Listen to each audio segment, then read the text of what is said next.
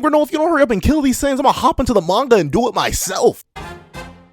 Before we hop into this review of Chapter 72 of Dragon Ball Super, please do me a favor and leave your own thoughts on the chapter in the comment section down below. Leave a like and subscribe if you haven't already.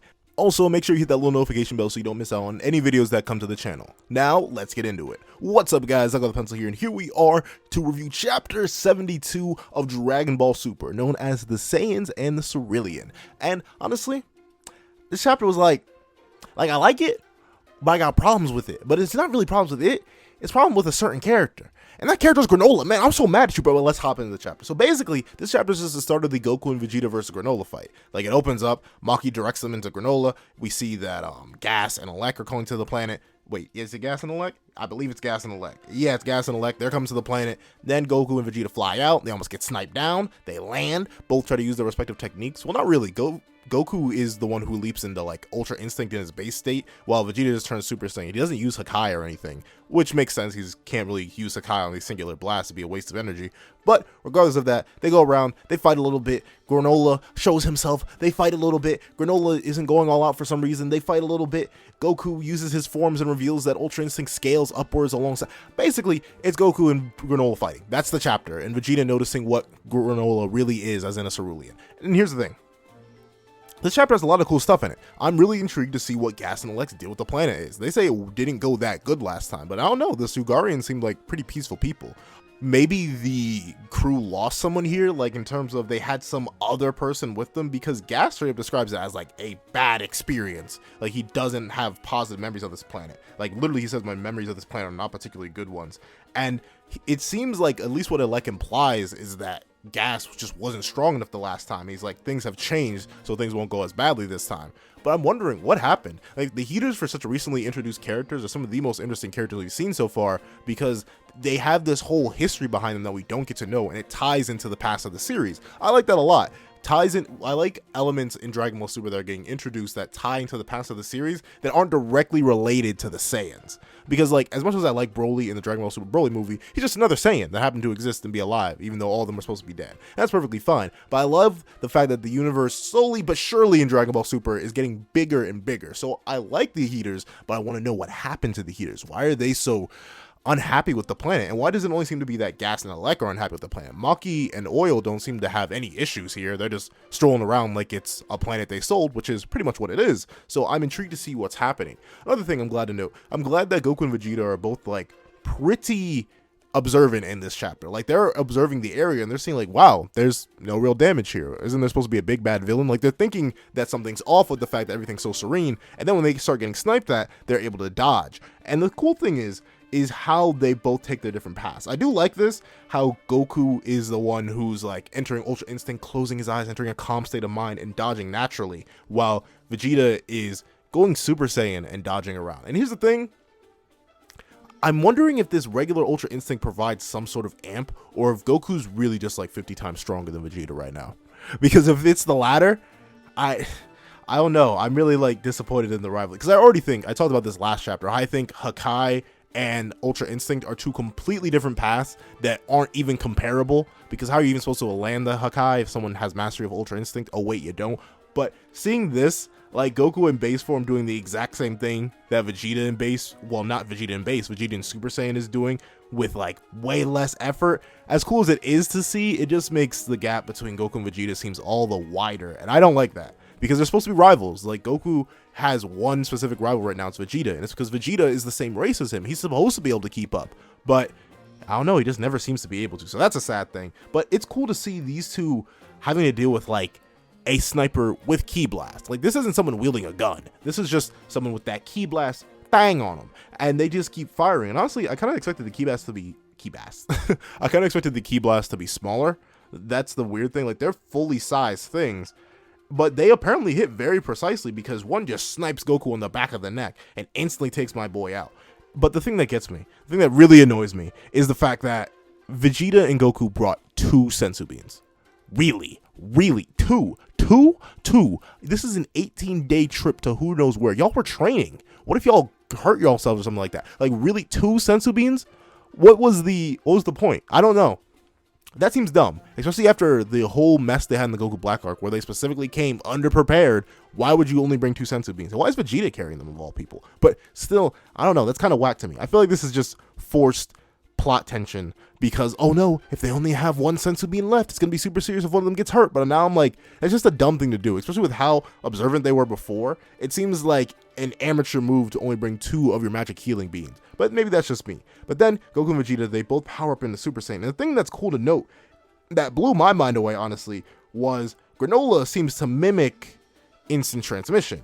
Like, he teleports away from a blast that Goku fires out, and then Goku asks instant teleportation, and then he says, no, it's even faster than that. And that sort of blew my mind. Like, that's the power scaler in me coming out. Like, the back of my mind went, wait, faster than instant teleportation? Does that mean we on some next level stuff? Like, I mean, we're already technically inaccessible if you go off of some like hit stuff and some World of Void stuff and some future timeline stuff. But still, regardless of that, it's super interesting to hear that people are faster than instant teleportation. And I know Goku isn't the most reputable source, but he has instant transmission, so he would know about what's faster and what's not. So it's super interesting to see. And then another interesting thing we get to see is that this was mentioned before, or not mentioned, it was shown to us before that to a degree Granola had some form of Hakai, and he sees it again, and then it's instantly compared to the Hakai.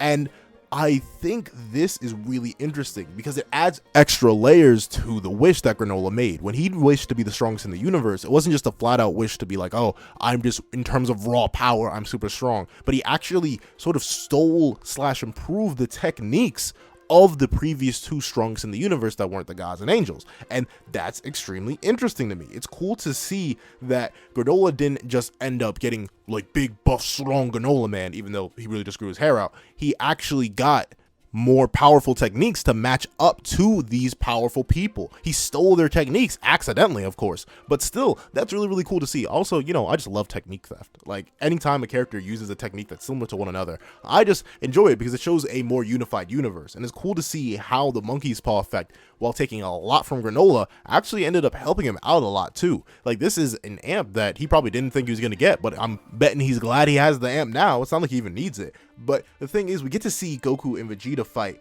but Vegeta's being dumb. I'm not sure if this is Vegeta being dumb or Vegeta like tricking Goku or something like this, where Vegeta's like, I'm not in the mood for teamwork right now. I'm not gonna help you fight this super strong guy who's supposedly the strongest in the universe because I'm Vegeta. I hate it. Please, Vegeta, just stop regressing. Work with Goku. Y'all have worked together so many times at this point that's actually more annoying to see y'all not work together for some stupid reason like this. At least just tell Goku, I'm going up to take information in on this planet and see if they're really telling the truth or something like that, because it seems extremely shady that we're fighting this random guy who keeps talking about revenge and stuff like that. Well, to be fair, I don't think he even talks about revenge. Actually, no. Yeah, he's literally talking about the grudge against the Saiyans. So why couldn't Vegeta just say that? Him saying, I don't want to work with Goku because I don't like teamwork is so dumb. Y'all fused already. In canon this time. Twice. Not even twice. 3 times up to this point. What's the point now? Literally, just work with each other. Or at least give a valid reason why they shouldn't work with each other. Not just Vegeta doesn't want to work with Goku because Goku blah, blah, blah. I hate it. That's super dumb. But then, on top of super dumb, we see Goku and Granola start to fight each other. And the thing is, it's cool to see one thing, that Ultra Instinct scales up with the transformation. So it basically has a base state which Goku can use at any time, and then he can stack that on top of his already natural multipliers. It's sort of like Super Saiyan 2 to Super Saiyan 1, and so on and so forth. Like, he has the base multiplier of Ultra Instinct, and he stacks that on top of his base form, then he stacks the transformation on top of that, and thus his Ultra Instinct gets better and better. So he gets more power on top of getting better dodging ability, and that's really, really cool. I like that. However, he's drawn really weird in that panel. But regardless of that, it's a nice little thing to know about. But what I don't get on Granola's end is that you are so focused on revenge. You sacrificed 147 years of your life for this, but you're not going all out and killing one of them. Like, I get what he says afterwards to a point, because he thinks they're working with Frieza, so he obviously wants information on where Frieza is. But the thing about that is, why doesn't he just execute one of them immediately? Especially since he's the strongest in the universe, he seemed to be holding back. And not gonna lie, with Granola's disposition so far and how little time he has, I feel like the last thing he would be doing is holding back. I thought what we were gonna get is like a subversion of Dragon Ball expectations, where Goku and Vegeta hop in and they're like suppressed in base form because, you know, they're walking around looking for him, and Granola instantly flares to full power and tries to execute one of them, and then they get a Senzu Bean. Goku being shot in the back of the neck because he got hit in a vital point and needing a Senzu Bean is one thing, but it'd be even cooler if, as Vegeta and Goku are flying around looking for a suppressed Granola flares instantly into full power and like shoots Goku or shoots Vegeta directly through the chest, and they're like literally dying right then and there, and they need the Senzu Bean immediately, and then they have to flare to full power. This whole slow progression thing, while it allows for Vegeta to realize Granola's past as a warrior, what it doesn't do is make sense. That's the thing. For Granola's character specifically, with all the hatred he has built up towards the Saiyans, it does not make sense for him to be holding back at all. And to see him do as this slowly power progression thing doesn't really work. Maybe he's torturing the Saiyans. Maybe he's trying to do that to get revenge. But even then, it's not fun enough to me. Not fun enough. What am I saying? It doesn't make enough sense to me. That's the thing. It throws me off because I was so ready for Granola to just get the work done. Gosh darn it. He's a sniper. He's quick and efficient, but this is the opposite of quick and efficient, and I'm kind of annoyed. But the thing is, we get to learn more about Granola's eye too. It allows him to detect blood flow, weaknesses, vital points, stuff like that. That's really, really cool. I like his eye and all of its special powers, even though I think it's a little bit corny. And we get to see that Goku still isn't taking Granola seriously. He doesn't hop immediately into Ultra Instinct despite being told to do so. He just goes to Super Saiyan Blue and they start fighting again, bada bing, bada boom. But an interesting thing to note is that Goku stops relying on Ultra Instinct. Like, let me see. These two, hold on, let me see. He is in Ultra Instinct for a little bit in Super Saiyan God, and he like snaps out of it. I feel like the trigger, or like the way we're supposed to tell he's in Ultra Instinct, is when his eyes are closed.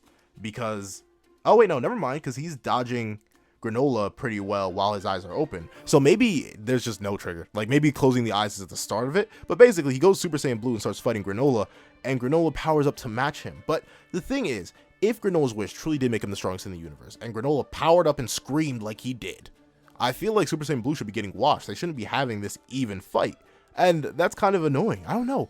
The main issue I really have with this chapter is how Granola is acting right now, because this seems so contrary to the man who was willing to sacrifice a majority of his lifespan just to get revenge, a man who was demanding that they tell him where the Saiyans are just to get revenge, a man who was so angry and is yelling at these same Saiyans that he hates them, that he's taking so long just to get revenge. Bro, just execute them. What's the point, other than torturing them? But Granola doesn't seem like the type to torture. He seems like a get-it-done kind of guy, especially considering he's operating on a very limited time schedule right now. So, I don't know. It just seems pretty odd that Granola is going through it right now like this. It seems so weirdly out of character. I know we don't have much of Granola as a character, but still doesn't seem quite right. But I am intrigued to see that Vegeta is intrigued with how the Saiyan's history has gone, and he's walking back through the past, and he stands in the foot of a great ape, or like the marking of a great ape foot, and he understands who Granola is, a cerulean that survived the Saiyan massacre. And that's fine. I think that's very, very cool. But the thing that gets me about this chapter is simply execution. I feel like you could have done this exact same chapter pretty much the exact same way. However, throw in explanations for some things and then change some other things entirely. So the way I would fix this chapter to make it better for me: 1, make Granola go instantly full power. Let him go on the attack immediately. I know we wouldn't get the Ultra Instinct levels up with the transformation, but the thing about that is, I feel like it'd be better to have Granola go off rip to see that he's still in character. He still wants to murder one of the Saiyans and then get information out of the other one. Let that be the same. Let the 2 Senzu Bean excuse be because it was an 18-day trip and they had to eat Senzu Beans. At least tell us that. Technically, we can infer that, but at least from what it seems like, Vegeta doesn't say anything about, oh, I wish we had more Senzu Beans. Maybe we shouldn't have trained so much. He just says, we only have 2 Senzu Beans, Kakarot. We're going to be in big trouble if we get hurt again. So I think this just fixed that. Throw in an extra line or two there to make it make sense why they have so few Senzu Beans. Then also remove the teamwork explanation, like Vegeta not working with Goku because I don't want to work with you, and then letting Goku go fight first anyway.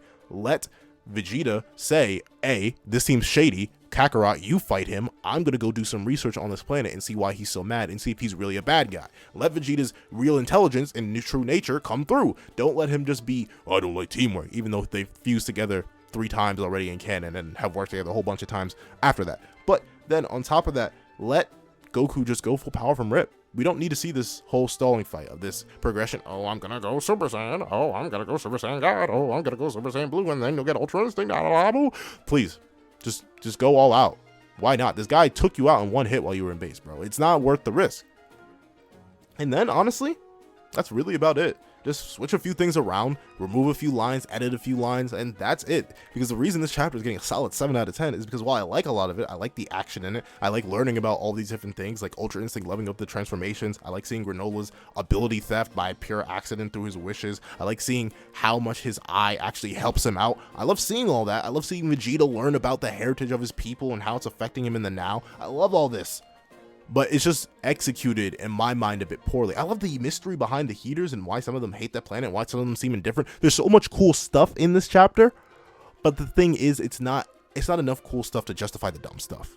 If you get what I'm saying. Like, I like all the lore and extra bits we're getting in this chapter, but I do not like how stupid and or character regressive some of these things feel, or out of character they feel. That's my only issue with the chapter, but I still think it's a solid 7 out of 10. But that's just me. Please tell me what you think about the chapter in the comment section down below. Thank you so much for watching. Please remember to like, share, comment, and subscribe, and make sure you hit that little notification bell so you don't miss out on any videos that come to the channel. Thank you guys so much for watching once again, and I hope you guys have a wonderful day. This is That Guy with the Pencil, writing off.